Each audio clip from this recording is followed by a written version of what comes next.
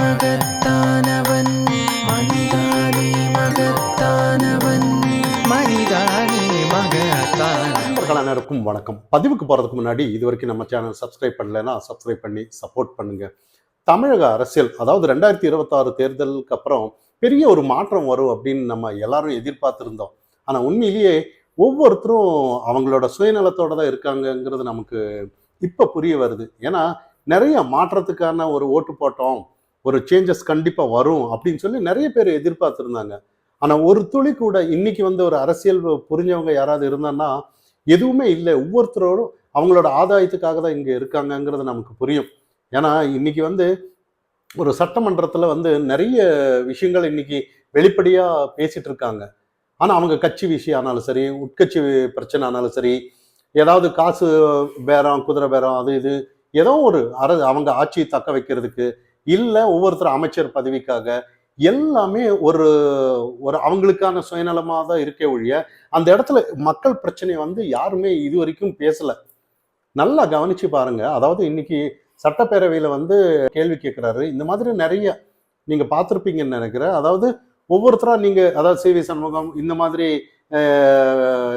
இவரு நம்ம விசிகா திருமாவளவன், இவங்களெல்லாம் பார்க்க போகும்போது ஒரு சோபா முன்னாடி போகுது அப்படின்னு ஒரு கேள்வி, அதாவது புஷ்பா பட பாணியில் இருக்குன்ற மாதிரி ஒரு விஷயத்த கேட்டிருந்தாரு. அப்போ அதுக்கெல்லாம் முதலமைச்சரா ஒரு பதில் சொல்லியிருக்கணுமா வேணாமான்னு எல்லாருக்கும் இன்னைக்கு ஒரு கேள்வி வந்துட்டு இருக்கு. ஆனா அவர் ஒரு விசில் புரட்சி அப்படின்னு சொல்லி ஒரு டயலாக் பேசிட்டு போயிட்டாருன்னு நம்ம கவனிக்கணும். இன்னொரு விஷயம் பிரேமலதா அவர்கள் ஒரு விஷயத்த கேட்டிருந்தாங்க. இந்த மாதிரி ஒரு நைட் டைம்ல வீட்டுக்கு முகத்தை மறைச்சு ஒருத்தர் வந்தாரு, அவர் யாரு, நீங்க தான் தூய ஆட்சின்னு நினைச்சு சொன்னீங்களே, அப்ப ஏதோ ஒன்று நடந்திருக்கான்ற மாதிரி ஒரு கேள்வி கேட்குறாங்க. அதுக்கும் எந்தவித பதிலும் அவங்க சொல்லலை. ஏன்னா ஒரு பொறுப்பான முதலமைச்சர்னா கண்டிப்பா அதை சொல்லியிருக்கணும்னு நம்ம கவனிக்கணும்.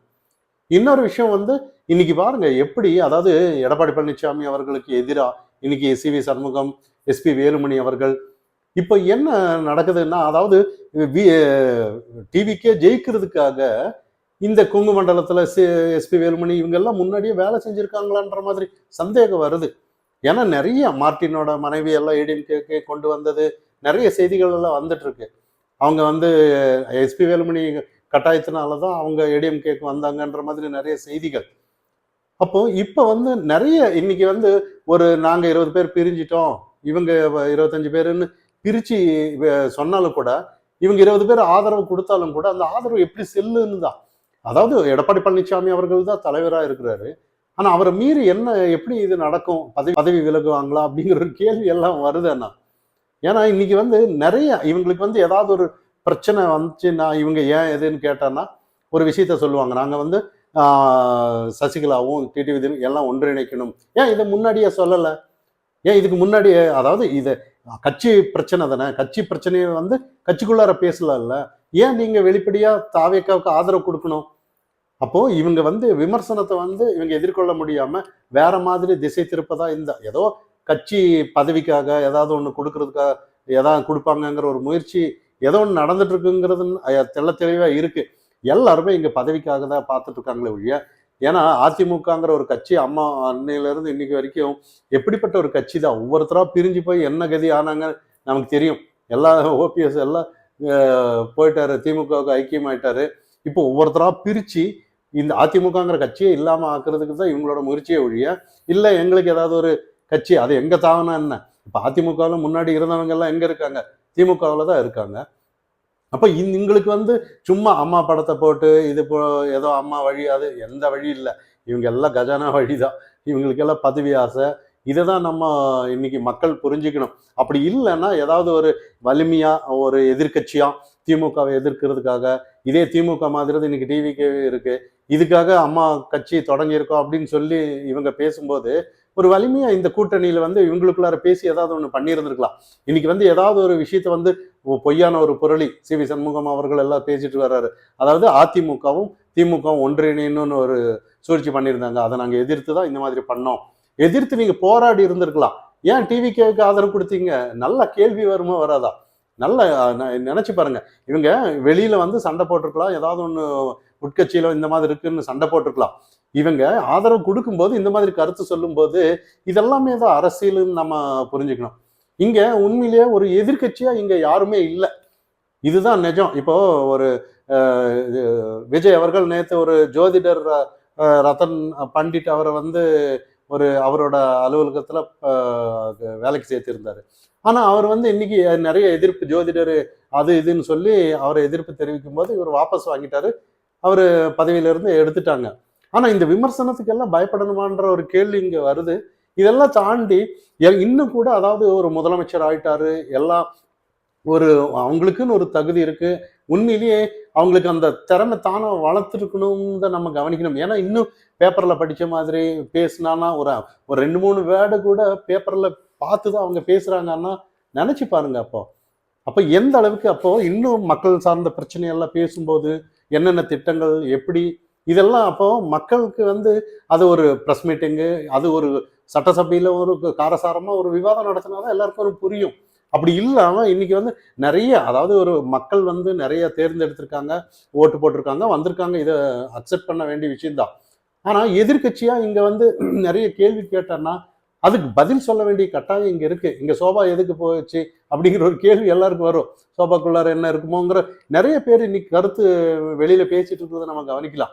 அப்ப நீங்க தானே தூய சக்தி அப்படின்னு சொன்னீங்க. நீங்களே எப்படி இப்படி பண்ணா எப்படி? மற்ற கட்சியெல்லாம் பிரிக்கிறதுக்கு நீங்க சூழ்ச்சி ஏதாவது பண்றீங்களா? ஆதரவு வேணுங்கிறதுக்காக. அப்ப எடப்பாடி பழனிசாமி அவர்கள் கேட்கறதுல என்ன தவறு அப்படின்னு நம்ம கவனிக்கணும். இதை தாண்டி திமுகவில் இன்னைக்கு உதயநிதி ஸ்டாலின் எல்லாம் நிறைய பேசியிருந்தாரு. இப்போ வந்து நாங்க ஆதரவு கொடுக்கறது அது எங்க கட்சியில இருக்கிறவங்க ஆதரவு கொடுக்கறதுனால தான் நீங்க ஆட்சிக்கு வந்திருக்கீங்கன்ற மாதிரி நிறைய விஷயத்த சொல்லியிருந்தாரு.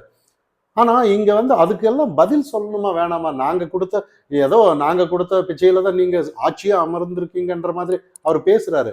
விசிகாவை சேர்ந்தவங்க எல்லாம் ஒரு விஷயத்த பேசிட்டு இருக்காங்க. அதாவது கம்யூனிஸ்ட் இவங்க எல்லாம் திமுகவில் வந்து நிறைய நல்ல திட்டங்கள் தானே இருந்திருக்கு. அதை வந்து கண்டினியூ பண்ணலாமேன்னு பேசும்போது ஆமான்னு இவரு சொல்றாரு விஜய் அவர்கள். ஆமா திமுகவில் இருக்கிற நலத்திட்டங்கள் எல்லாம் அது கண்டினியூ ஆகும் அப்படின்னு பேசுறாரு. அப்ப அது நலத்திட்டங்கள் நல்லா இருக்குன்னா அவங்களே ஆட்சி செஞ்சிருப்பாங்களே, நீங்க எதுக்கு வந்தீங்கன்ற ஒரு கேள்வி இங்க வருது. அப்படியெல்லாம் இல்லை. அப்ப நான் எதுக்கு வந்திருக்கேன், நான் இதை விட பெட்டரா கொடுக்குறேன் அப்படின்ற மாதிரி ஒரு எதிர்ப்பு காட்டியிருந்தா பரவாயில்ல. எந்த ஒரு எதிர்ப்பு இல்லை, எதுவுமே இல்லை. இவர் எல்லாத்தையும் அட்ஜஸ்ட் பண்ணிட்டு இருக்கும்போது தான் இது உண்மையிலேயே டிவிக்கே திமுக எதிரி அப்படின்னு இதுக்கு முன்னாடி பிரச்சாரத்துல பண்ணோம். இப்ப எல்லாம் அதாவது திமுக டிவிக்கே எல்லாம் ஒண்ணுதான்ற மாதிரி இன்னைக்கு மக்கள் யோசிக்க ஆரம்பிச்சிருக்காங்க.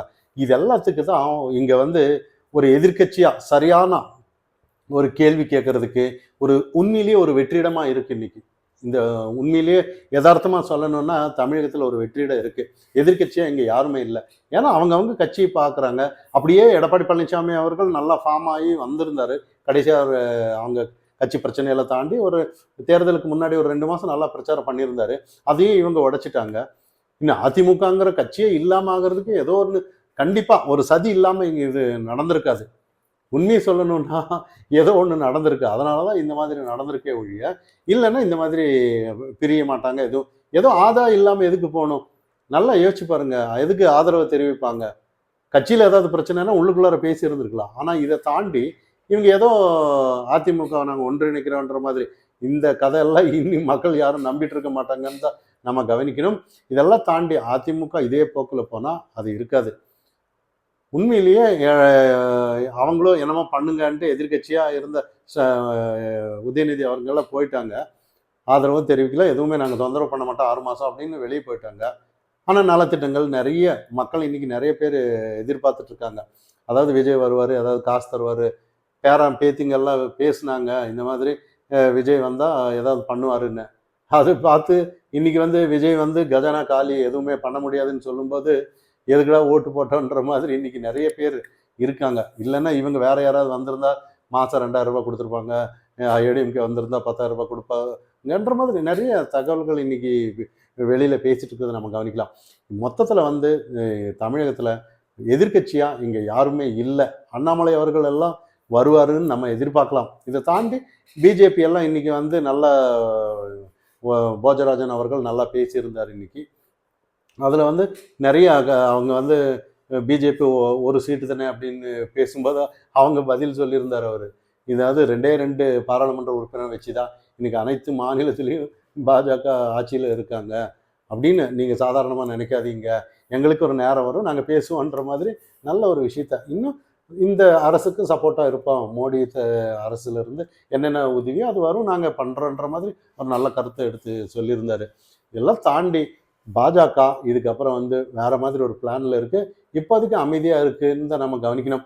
ஆனால் எப்படி என்னன்னு கொஞ்சம் பொறுத்திருந்து ஆடுவாங்கன்னு தான் நம்மளோட பார்வை. மனிதா நீ மகத்தான்